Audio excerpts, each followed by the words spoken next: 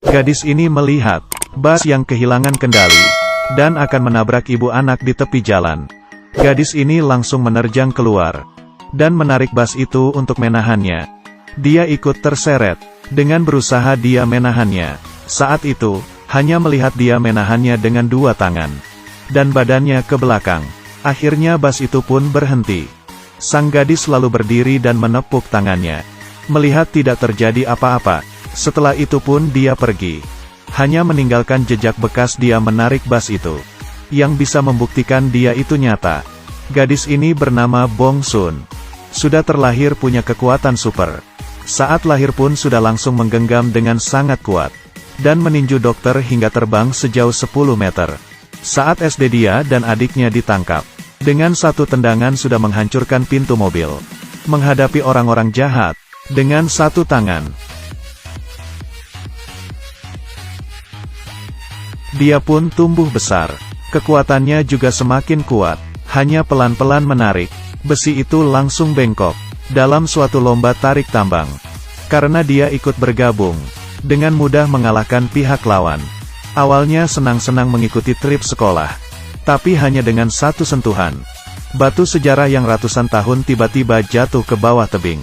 Dan hanya bisa diam-diam kabur dari tempat kejadian. Kalau ketahuan pasti akan ditangkap. Dan ibunya hanya bisa membawanya pulang ke kampung halaman. Tapi kekuatannya itu, akan mudah dikendalikankah?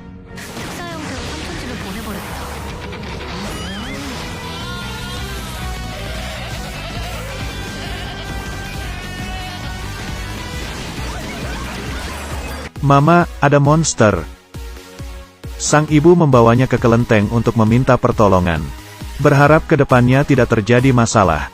Tapi Bong Sun melihat patung Buddha itu. Dan tidak senang. Terakhir dia meninggalkan tempat itu. Dengan patung Buddha yang melihat ke arah dinding. Seperti ini hidup hingga umur 25 tahun. Bahkan belum pernah ketemu dengan bayangan sang pacar. Perempuan yang membuka kenari dengan tangan. Siapa yang akan suka? Di hari seperti biasa berangkat kerja. Dia bertemu dengan seorang yang sedang menyakiti supir bus sekolah. Dia mengeluarkan HP bersiap-siap untuk melapor ke polisi. Tapi HP-nya direbut oleh orang jahat. Dan langsung melemparnya ke tanah.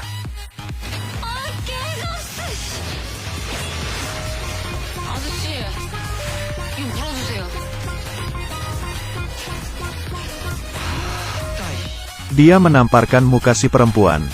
Bong Sun yang sudah tidak bisa menahan lagi. Hari ini kau akan menanggungnya. Meski kepalamu sudah cukup gepeng. Rekan kerjanya kepikiran dengan cara perkataan itu. Lalu ukuran kaki yang 43 diinjak menjadi 41. Dan mendorong mereka. Kau juga. Pergi kau. Pria ini balik melihat pun bengong. Semuanya jatuh ke tanah. Ah, kaukah yang melakukannya? Sebelum dia maju, tangannya mengarah untuk menamparkan Bong Sun. Dan langsung ditahannya. Bong Sun sangat merasa bersalah. Satu jari, membengkokkannya, dan membuatnya merasa sakit, hingga pingsan. Rekan lainnya mencuri kesempatan. Tapi Bong Sun langsung menarik pinggulnya hingga terangkat. Dan dilemparkan ke langit seperti roket. Tutu yang terluka diangkat oleh Bong Sun. Ganti rugi, tapi dia masih ingin melawan. Dengan satu hempasan dia terlempar jatuh. Dan menabrak pria yang giginya ompong. Giginya yang tersisa satu pun juga pingsan. Kejadian ini dilihat oleh seorang pria tampan yang kebetulan lewat. Ini jangan-jangan adalah manusia super yang neneknya pernah bilang. Wah, wanita super. Dan di saat itu, muncul sebuah ide di otaknya. Dengan cepat, mereka dibawa ke kantor polisi.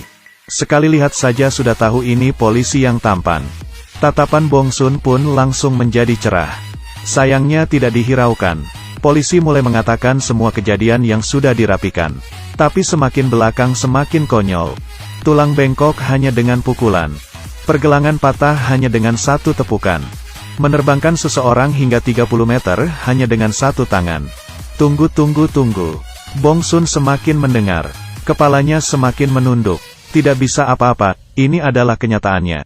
Di saat dia bersiap untuk mengaku, pria tampan itu datang. Dia pertama kalinya menjadi seorang saksi dan membela Bong Sun, lalu akhirnya berhasil dinyatakan tidak bersalah. Dan tujuan dia melakukan ini, berharap Bong Sun menjadi penjaganya, dan menyuruh asistennya untuk negosiasi dengannya. Bong Sun yang mendengar menjadi penjaga pun langsung memberikan hormat dan pergi. Tapi setelah mendengar gajinya 60 juta won per tahun, menjadi penjaga itu juga bukan masalah. Tentu saja tidak bisa langsung diterima. Harus melalui suatu percobaan dulu. Tahap pertama, adu panco. Pria ini mau adu panco dengan Bong Sun. Dengan sopan, Bong Sun memberikan pria itu menyerang duluan. Ngakak, sama sekali tidak bergerak. Saat itu, pria itu tertawa, dan langsung menggunakan kedua tangan. Tapi sama sekali tidak bergerak. Tangannya sangat kuat. Kamu sudah belum ya? Giliran aku lagi.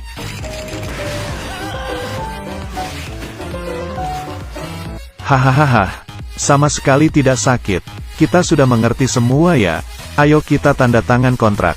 Hehe, kamu sangat kuat ya. Tapi setelah menandatangani kontrak, pria ini tiba-tiba berkata, menyuruh asistennya adu kaki dengan Bong Sun. Kalau dia menang, mobilnya diberikan kepadanya. Asisten yang dengar langsung tertarik. Gadis ini memang sekuat apa? Aku ini terlahir di keluarga tentara laut. Ingin kasih aku mobil bilang dong, kesel deh. Lomba pun akan dimulai. Asisten mengangkat kakinya, dan melompat-lompat di lantai.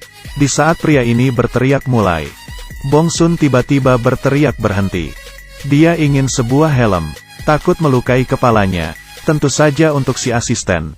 Helm ini mau ambil di mana ya? Tidak bisa apa-apa. Pria ini memesan makanan dari luar. Dan sekalian meminjam hotel si abang ojek. Sang asisten memakai helm itu. Lomba pun dimulai. Dengan mukanya yang tertawa, dia melompat ke arah Bong Sun.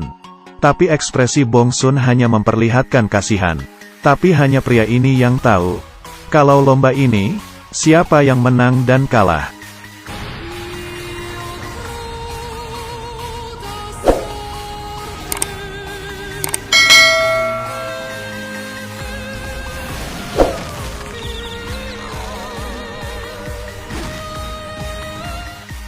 Bong Sun sekali menepuk kepalanya.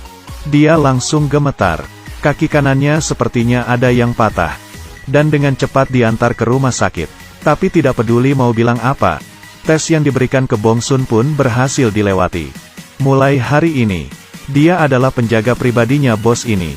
Tapi pekerjaan ini, apakah benar-benar bisa melindungi pria ini?